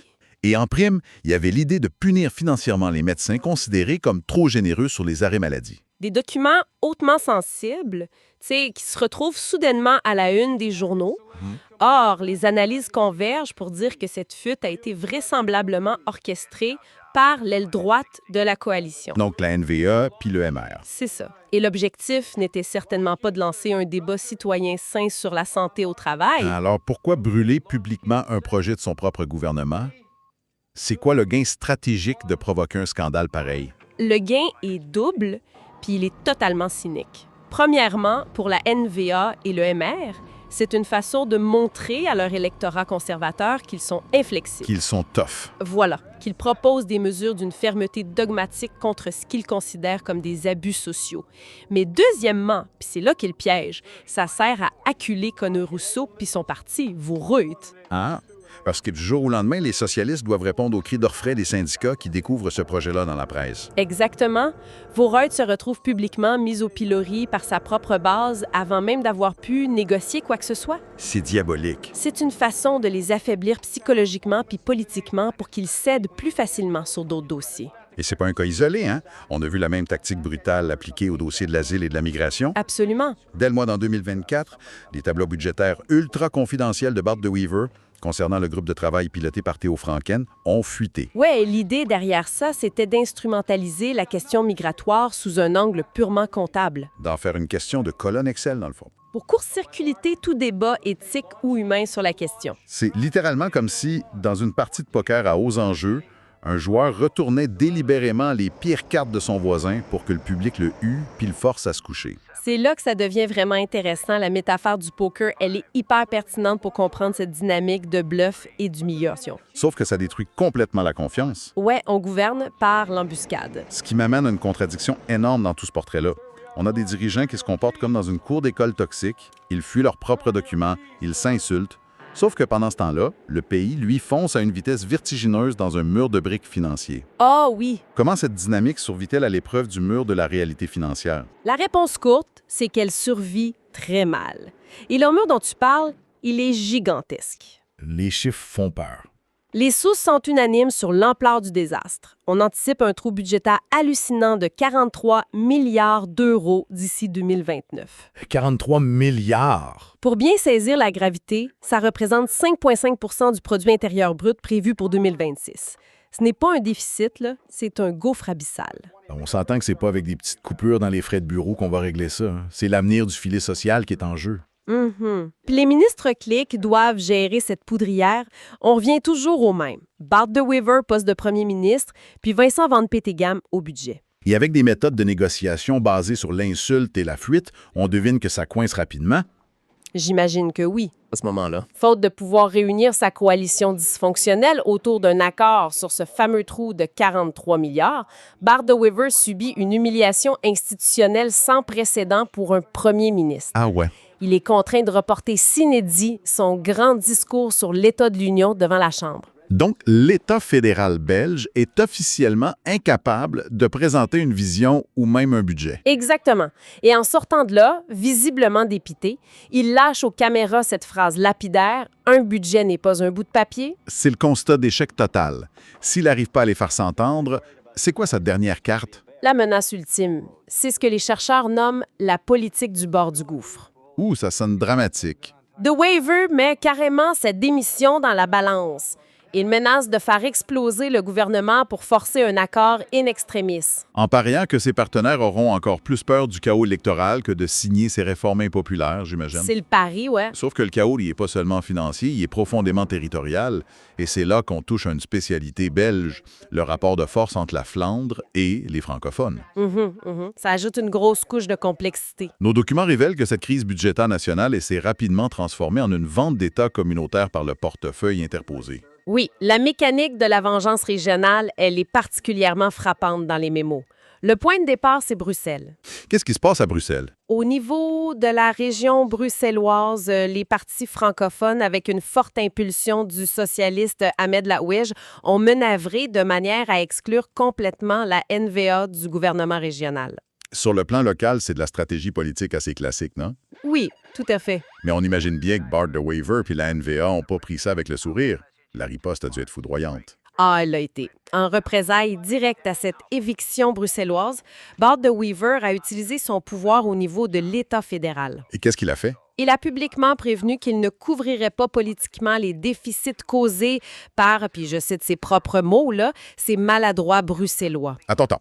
Il utilise littéralement les leviers budgétaires du gouvernement fédéral pour punir une région entière, qui est au passage la capitale de son propre pays, juste parce que son parti n'y est pas au pouvoir. Absolument. L'État fédéral, dominé par la rigueur de la NVA, menace de laisser suffoquer financièrement Bruxelles, une ville majoritairement francophone et bilingue. C'est fou. Les mémos que nous avons étudiés mentionnent des menaces de coupe massives puis ciblées dans le Fonds fédéral Belliris. Mais Belliris, c'est quoi exactement? C'est un fonds crucial destiné au financement des grandes infrastructures bruxelloises. On assiste vraiment à une instrumentalisation assumée de l'argent public pour régler des comptes strictement politiciens. C'est là que ça devient vraiment cynique quand on prend un peu de recul. Ouais. Parce que, tu sais, d'un côté, on a une asymétrie totale. Ces mêmes dirigeants demandent des sacrifices immenses, presque brutaux aux citoyens, juste pour boucher ce trou de 43 milliards. On parle de réforme des pensions. Ouais, qui vont faire travailler les gens plus longtemps, des coupes sombres dans le chômage, des efforts monumentaux demandés à la classe moyenne. Et de l'autre côté? De l'autre côté, quand on regarde comment ces partis se comportent pour eux-mêmes, c'est le monde à l'envers. Ils se contentent simplement de geler temporairement l'indexation de leur propre dotation politique de plusieurs millions, sans jamais toucher au capital de leur financement public. Puis pendant ce temps-là, ils s'amusent à bloquer des fonds régionaux pour se venger d'Ahmed Laouche. C'est hypocrite. Ce contraste saisissant, là, c'est le carburant principal de ce que les sociologues dans nos sources identifient comme une érosion catastrophique de la confiance publique envers les institutions. On les comprend. Les citoyens sont généralement capables d'accepter l'idée d'un effort collectif face à une crise de la dette. S'ils sentent que c'est juste, ouais. Exact. Ce qu'ils rejettent avec véhémence, c'est que cet effort soit exigé puis géré par une classe dirigeante qui semble agir de manière aussi mesquine, motivée uniquement par des vendettas personnels puis des calculs partisans. Ce qui soulève une question incontournable pour quiconque analyse cette situation. Avec un climat relationnel aussi toxique, des dettes colossales, un fonctionnement à coups d'ultimatum, de fuite vengeresse, c'est lourd. C'est carrément de l'aveuglement volontaire de croire que ça peut durer. Est-ce que cette coalition Arizona a une seule chance réaliste de tenir jusqu'à la fin de son mandat naturel en 2029? Si on se fie aux analyses politiques citées dans la documentation, le pronostic vital est engagé. C'est mort. Le terme qu'ils utilisent pour décrire l'horizon 2029, c'est une utopie temporelle. Wow, OK. Ils qualifient le gouvernement dirigé par Bart de Wever de véritable champ de mine politique, où chaque jour amène un nouveau risque d'explosion. Mais alors, si la situation est aussi dysfonctionnelle, invivable, même pour ceux qui y participent, puis que tout le monde sait que le bateau coule, pourquoi ils ne tirent pas la plug immédiatement? Cela soulève une question importante, en effet. Mais c'est illogique de rester volontairement dans un navire en perdition où tout le monde se bat sur le pont. Qu'est-ce qui les retient de provoquer des élections anticipées? C'est là tout le paradoxe de leur survie.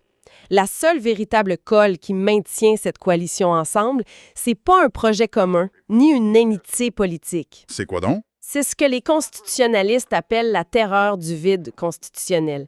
La réalité est cruelle pour ces présidents de parti.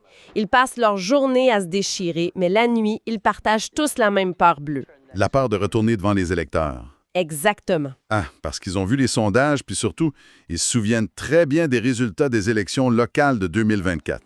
Le paysage politique a changé de manière radicale. Précisément. Ces élections de 2024 ont agi comme un véritable électrochoc. Elles ont confirmé une poussée historique des formations aux extrêmes du spectre politique. À droite comme à gauche. Oui. À droite, du côté de la Flandre, le Vlaams Belang a non seulement fait des percées majeures, mais a carrément réussi à s'emparer de majorité absolue au niveau local. Oui, l'exemple de la ville de Ninove est sur toutes les lèvres dans nos rapports. C'est ça. Puis la menace vient des deux côtés, dans le fond. En effet. À gauche, c'est le PTB, le parti de la gauche radicale qui est en embuscade permanente. Eux, j'imagine qu'ils n'attendent qu'une chose, c'est capitaliser sur la colère sociale. Absolument. La colère engendrée par la supernota puis les politiques d'austérité drastiques du gouvernement. Les partis traditionnels du centre, de la droite modérée ou de la gauche gouvernementale, ils savent très bien que s'ils font chuter le gouvernement aujourd'hui, dans ces conditions de chaos puis d'incapacité chronique, ils se font ramasser. Ils risquent tout bonnement d'être balayés par un vote de sanction historique. Ils sont donc condamnés à survivre ensemble, par pur instinct de préservation. C'est fou, Red. Ils sont pris en otage par leur propre incompétence à collaborer. C'est un peu ça, oui. Bon, essayons de ramasser les pièces de ce casse-tête monumental qu'on vient d'explorer. On est parti avec l'objectif de comprendre les rouages, d'exposer les faits, puis surtout de nommer ceux qui tiennent la barre. On voulait des noms, on les a eus. Exact. On a mis en lumière l'influence démesurée du fameux trio. Bardevert, le premier ministre funambule prêt à démissionner. Georges-Louis Boucher, l'architecte de la pression extérieure puis des sorties fracassantes. Et Conor Rousseau, l'allié coincé sur la défensive. Nous avons également décortiqué les méthodes selon nos sources. Ouais, les luttes intestines d'une violence inouïe, avec des figures comme Vincent Van Peteghem ou Théo Franken obligés de gérer les pots cassés. On a vu comment la guerre de l'information, via des fuites médiatiques ciblées, a carrément remplacé le débat à huis clos. Et tout ce théâtre de l'ombre-là se déroule de façon presque vertigineuse au-dessus d'un précipice financier de 43 milliards d'euros. Pendant que les factures régionales, comme celle de Bruxelles via Belliris, deviennent des armes de négociation. Au bout du compte, quand on regarde toutes ces données-là de façon neutre, ça laisse une impression tenace de dysfonctionnement systémique. Et cela appelle une ultime réflexion, très troublante, qui se dégage de la synthèse de nos sources. Je t'écoute. Si on accepte l'idée que cette structure paralégale permet à une petite oligarchie de présidents de partis de rédiger les lois et de dicter les votes en dehors des murs du Parlement, Ouais. et si on admet que le vote populaire avec des règles linguistiques asymétriques et des vétos régionaux croisés aboutit invariablement à des compromis d'arrière-boutique dictés par ces mêmes présidents, Ça fait réfléchir, ça. la question se pose frontalement pour le citoyen belge, basée sur ses analyses sociologiques. Lorsqu'il glisse son bulletin dans l'urne avec espoir, est-il encore réellement en train d'élire de véritables législateurs, souverains, maîtres de leurs décisions? Ouf. Ou ne fait-il finalement que valider formellement le budget publicitaire de ceux-là même qui ont orchestré le contournement de sa propre démocratie? Wow. C'est une pensée franchement vertigineuse. Élire les architectes de sa propre dépossession, c'est une question lourde de sens, qu'on va laisser mûrir tranquillement dans l'esprit de notre auditoire pour leur propre réflexion. C'est le but de notre analyse d'aujourd'hui. Une chose est certaine, en ouvrant la machine politique belge de ce mois de mai 2026, on n'a peut-être pas trouvé l'harmonie espérée, mais on a définitivement exposé les fils qui tirent ce pays vers l'inconnu. La lumière est faite là-dessus. Un immense merci d'avoir partagé cette plongée au cœur de l'information avec nous aujourd'hui et à très bientôt pour une nouvelle exploration en profondeur. Bienvenue à notre grand échange d'idées.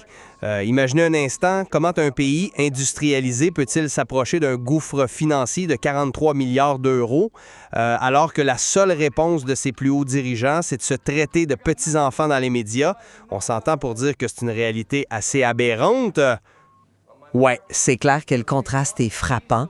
Regardez la gouvernance belge actuelle, c'est plus vraiment de la politique au sens noble. C'est moins une équipe d'experts au bloc opératoire et plus genre 5 personnes qui essaient de conduire un autobus en ayant chacun son propre volant relié à un essieu différent. C'est une excellente image, vraiment. Et le crash n'est pas juste dû au fait qu'il se crée par la tête. C'est l'autobus lui-même qui a été consciencieusement conçu pour être inconduisible. Fait qu'on va décortiquer cette mécanique-là aujourd'hui. Nous sommes en mai 2026 et l'autobus en question, c'est la coalition fédérale belge, la fameuse Alliance Arizona. L'Arizona, exact. Celle qui regroupe la droite nationaliste flamande de la NVA, les libéraux francophones du MR, les centristes désengagés, les socialistes flamands de Voorhout, puis les chrétiens démocrates du CDNV. Et ce beau monde-là est littéralement au bord du gouffre. Tout à fait. L'État-providence fait face à un déficit anticipé terrifiant de 43 milliards d'euros. Ce qui équivaut à peu près à 5,5 % de leur PIB. C'est une situation qui les place sous la menace directe de sanctions européennes, C'est pas rien. Et la question centrale de notre débat d'aujourd'hui, c'est la suivante.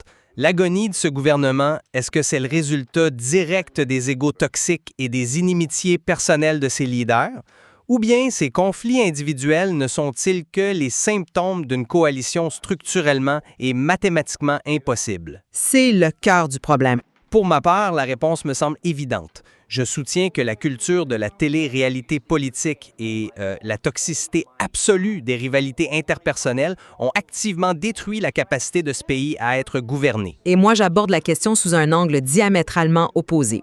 Je suis convaincue que ces personnalités, aussi théâtrales soient-elles, agissent de manière parfaitement rationnelle face à un piège institutionnel belge insoluble. Je comprends pourquoi vous voulez chercher une explication rationnelle à tout ça, mais permettez-moi de vous offrir une perspective différente sur ce qui se passe réellement derrière les portes closes. Historiquement, la Belgique, c'est le pays du compromis. Ouais, en théorie. Exact. Mais ce qu'on voit avec la coalition Arizona, c'est la dégradation totale du professionnalisme relationnel. Les présidents de partis, particulièrement Georges-Louis Boucher pour le MR et Conor Rousseau pour Wright, ont importé une véritable guerre culturelle et des méthodes de télé-réalité au sein même de l'exécutif, dans le fameux cairn. C'est vrai que c'est devenu très public. Rappelez-vous l'émission Et conclave en Flandre. La politique s'est transformée en confessionnal dramatique, un peu comme en Occupation double ou Big Brother, mais avec le budget de l'État en jeu. Ces leaders sont rendus incapables de séparer leur ego personnel de la fonction étatique. Attends, je vous arrête sur le mot égo. C'est facile de blâmer la testostérone ou le narcissisme, mais mettez-vous à leur place une seconde et regardez la mécanique de fond. Si on s'appuie sur la science politique, la Belgique fonctionne selon un modèle consociatif. Un modèle très lourd. Tellement lourd. Ça veut dire que le système est bâti pour forcer des élites issues de communautés profondément divisées à gouverner ensemble. L'Arizona, c'est une hybridation monstrueuse. Vous avez le premier ministre, Bart De Wever, de la NVA, qui subit une pression existentielle de l'extrême droite du Vlaams-Belang. Ouais, la menace est constante. Il doit s'allier à la gauche de Conor Rousseau et marier tout ça à une droite francophone décomplexée menée par Boucher. Les conflits de personnes que vous décrivez, c'est juste le théâtre de cette incompatibilité structurelle. Ils n'ont aucune marge de manœuvre partagée, fait que la seule façon de survivre, c'est de se battre sur la forme. Le théâtre, dites-vous, je trouve que ça dépasse largement la mise en scène quand les institutions elles-mêmes sont paralysées.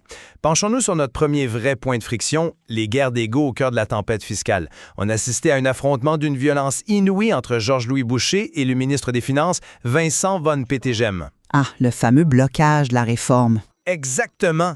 C'était tellement toxique que Théo Franken, de la NVA, a dû admettre en direct à la télé que les discussions au cairn étaient devenues beaucoup trop chauffées. Ça a obligé De Wever à prendre une décision hallucinante, suspendre les travaux politiques et confier la fiscalité à des experts apolitiques. C'est pas idéal, c'est sûr. Mais quand on doit évacuer les politiciens élus parce qu'ils ne savent plus se parler avec respect, c'est bien la preuve que l'ego bloque l'État. Vous allez pas me dire que c'est juste de la mécanique institutionnelle. Je vois la chose différemment, justement parce qu'il faut comprendre ce qu'impliquait la réforme de Van Petegem. Ce blocage, c'est pas qu'une question de fierté. Pour Boucher, bloquer cette réforme, c'est une question de survie politique absolue. Survie politique, en détruisant le budget. La ligne rouge existentielle du MR devant ses électeurs francophones, c'est de pas augmenter la pression fiscale globale. Dans un pays qui a déjà l'une des pressions les plus élevées au monde, céder face au CDNV, ce serait un suicide électoral pur et simple. C'est de la rationalité politique pure. Mais regardez comment cette rationalité s'exprime dans les faits. C'est la définition même du dilemme du prisonnier poussé à l'absurde. S'ils coopèrent, ils font passer un budget difficile et sauvent la cote de crédit. S'ils décident de s'attaquer publiquement, ils pensent protéger leur base, mais au final, ils font couler le navire. Sauf que le système les récompense pour cette intransigeance. Mais les mots utilisés, s'en dit long sur l'intention de nuire personnellement. Ce n'est pas juste un refus de politique publique quand Boucher rabaisse Rousseau en le traitant publiquement de petit enfant, puis en retour, Mélissa de Prêteur de Foreuil qualifie Boucher de partenaire totalement digne de méfiance. C'est un vocabulaire très dur, oui. Comment voulez-vous négocier un plan d'austérité historique avec quelqu'un que vous considérez publiquement comme un traître? Je vous accorde que la violence verbale est regrettable, mais elle sert une fonction tactique précise dans ce système-là. C'est pour envoyer un signal clair à sa base « je ne cède rien à l'ennemi ». Et ça nous amène d'ailleurs à la façon dont ces acteurs utilisent les médias. Absolument. Et pour moi, c'est un autre symptôme flagrant de cette toxicité, l'utilisation cynique des fuites et de l'asymétrie d'information. Dès août 2024, on a vu la fuite organisée des tableaux budgétaires confidentiels de De Wever concernant l'asile. Oui, la fameuse fuite estivale. Et pire, Boucher s'est répandu dans la presse pour accuser Vaurette de Weaver d'avoir conclu des arrangements secrets dans son dos sur des plus-values boursières. L'objectif, c'était pas d'informer le public, c'était de piéger ses propres partenaires de coalition avant même qu'ils puissent s'expliquer. C'est du sabotage par pur orgueil. Je suis désolée, mais j'achète pas cet argument du sabotage par simple orgueil. Laissez-moi vous expliquer pourquoi. Il faut bien comprendre ce qu'est le Cairn. C'est une véritable boîte noire institutionnelle qui opère dans une opacité et une paralégalité totale. C'est le centre du pouvoir, c'est normal que ce soit confidentiel. Mais il n'y a pas de procès-verbaux publics. Le Parlement est complètement court-circuité. Dans un tel système hermétique, la stratégie des fuites, c'est littéralement le seul outil de contre-pouvoir. C'est l'unique façon pour un parti de tester la température de l'opinion face à un plan d'austérité drastique. Un outil de contre-pouvoir? Permettez-moi d'en douter très sérieusement quand on regarde la collusion médiatique documentée. Prenons le traitement de la fraude sociale par RTL-TVI. Ah, le dossier des Borsus. Exact. On sait que Boucher a utilisé ses réseaux, notamment sa proximité avec Christophe Desborsus, pour imposer une dramatisation outrancière de la fraude sociale à une heure de grande écoute. On monte en épingle l'image du fraudeur pour préparer psychologiquement la population à des coupes sévères. C'est de la communication politique agressive. Ouais. Mais le pire, c'est qu'on ignore délibérément les rapports officiels de l'ONM ou de l'INAMI. Ces agences prouvent que la fraude sociale est marginale comparée à la grande fraude fiscale. Fait que c'est pas un noble exercice de transparence, c'est de l'ingénierie sociale assumée pour détruire ses adversaires. Ce que vous décrivez comme de la manipulation, c'est encore une fois la manifestation d'une guerre de positionnement idéologique inévitable. La Belgique francophone et la Flandre vivent dans des réalités médiatiques complètement asymétriques. Et ces rapports de force cristallisent sur la structure même du pays. Prenons la crise bruxelloise. Ah, Bruxelles. On s'entend que c'est le laboratoire par excellence de leur dysfonctionnement? Tellement! Bruxelles a connu une crise hallucinante de 613 jours sans gouvernement. Pourquoi? Parce que Boucher et le PS francophone ont orchestré une majorité à 7 partis dans le seul but d'exclure totalement la NVA du pouvoir à Bruxelles. Ils ont joué la carte mathématique, oui. Et face à ça, comment réagit Bart de Weaver? Il menace de retenir le fonds fédéral Belliris qui permet à la capitale de respirer financièrement. C'est la structure fédérale asymétrique qui crée ces guerres de tranchées. Attendez une minute. Vous déresponsabilisez De Weaver en disant que c'est la faute de la structure. Mais sa réaction n'a rien de structurel. C'est de l'orgueil blessé, à l'état pur. Vous trouvez? Ben oui, il réagit comme un monarque offensé. Observez sa fureur spécifique contre Frédéric de Gucht du parti flamand Anders. De Gucht a trahi la consigne de blocage pour s'assurer un siège ministériel. La réponse de Weaver. Il l'a insulté publiquement en suggérant que son parti devrait se rebaptiser la même chose. C'est vrai que la pique était personnelle. Il s'est senti floué et a décidé de punir la capitale par pure vindicte. D'ailleurs, je vous pose la question. Est-ce que cette exclusion délibérée de la NVA à Bruxelles par les partis francophones ne justifie pas de facto la paranoïa nationaliste flamande? En l'excluant par purge politique, ne donne-t-il pas raison à De Weaver quand il dit que la Belgique est ingouvernable? C'est une excellente question et ça prouve précisément mon point. L'exclusion de la NVA, c'est pas qu'une mesquinerie, elle reflète l'impossibilité de croiser les majorités sociologiques. Le PS bruxellois ne peut pas survivre en s'alliant à la NVA. Leurs bas sont opposés, je vous l'accorde. Et la menace de Weaver de couper les vivres, c'est l'exposition brutale du dysfonctionnement morbide de l'État fédéral. Les règles obligent ces gens à cohabiter, mais la démographie électorale les oblige à se détruire. C'est une équation insoluble. Insoluble, oui, mais avec un prix exorbitant. Et ça nous mène à évaluer le risque de chute de ce gouvernement. À mon sens, la chute de l'Arizona est inévitable bien avant 2029. Pensez à l'humiliation d'octobre 2025. Le discours sur l'état de l'Union. Exactement. De Weaver a dû rapporter son discours en déclarant « La mine défaite, un budget n'est pas un bout de papier ». L'agence Moody's a dégradé la note souveraine.